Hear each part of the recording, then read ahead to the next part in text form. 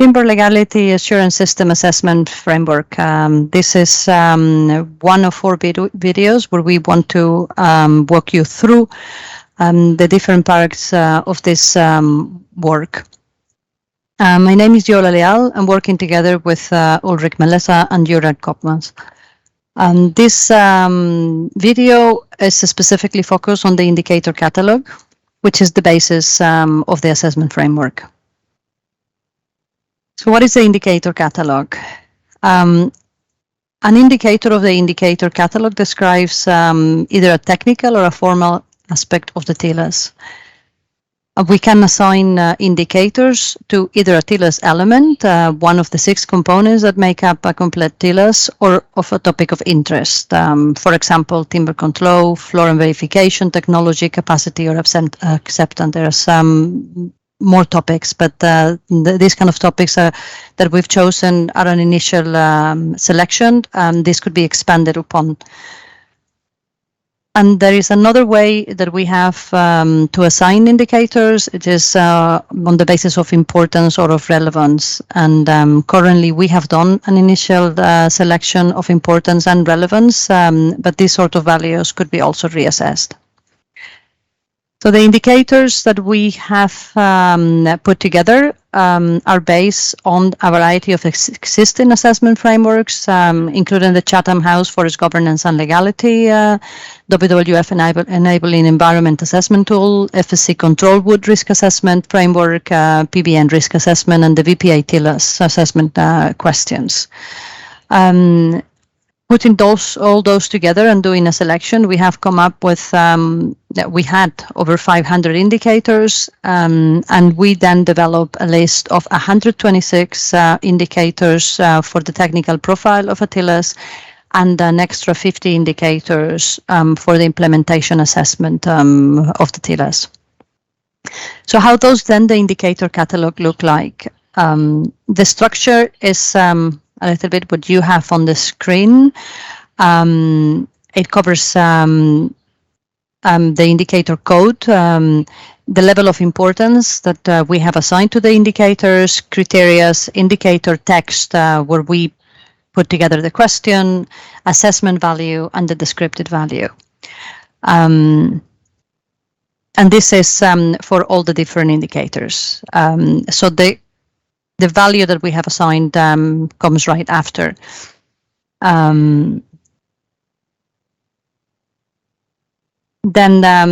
the basic focus of the indicators is of course the question for the indicators. For example, does the legality standard cover the main areas of the law pertinent to the forest sector?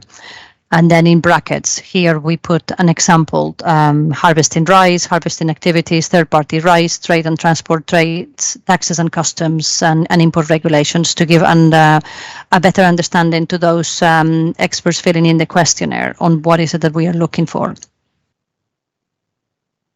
Then the assessment value is often pre-selected already. It would be either a yes or no, or is fully covers all the areas of law, or it would allow the experts to provide a list, a selection of the list of, for example, rights or areas of law that are included. So each of those indicators would choose from a value from a standardized list, and then the description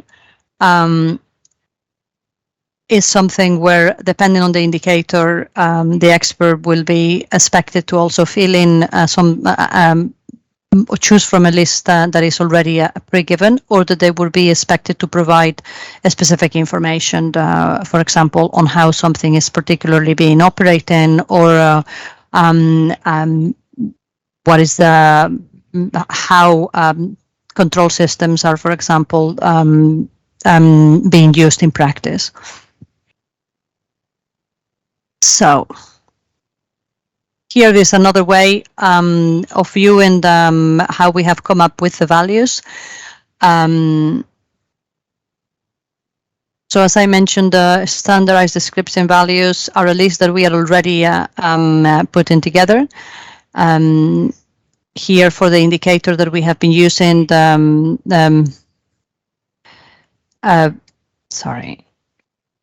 here, for example, a list of values could be natural forest plantation, trees outside of forest, imports is timber, salvage timber, or agroforestry. For other indicators, you would have a different selected value. The 113 is the indicator that came in the previous example on the areas of law, and the areas of law would be harvesting rights, harvesting activities, third-party rights, trade and transport, trades, taxes and customs, or import regulations to be selected. The assessment and the strength values are subjective to the expert evaluations. It often checks the robustness, the completeness, or the rigor of a de facto or de jure characteristic of a TLAS. And it comes after we have provided the assessment, and that the experts are either choosing it themselves, or it comes directly with the choosing of the value for the assessment. So what do the indicators cover? As I mentioned already, we have 126 indicators for the technical profile, covering those 6 elements: the legality standard, 12 for those, supply chain control and verification, transparency and stakeholder engagement, government oversight, enforcement, and policy responses. We do have an additional 50 indicators that cover the implementation assessment of the TLAS, so how effective it is, accountability-related issues, transparency, stakeholder involvement, fairness and equity, and efficiency.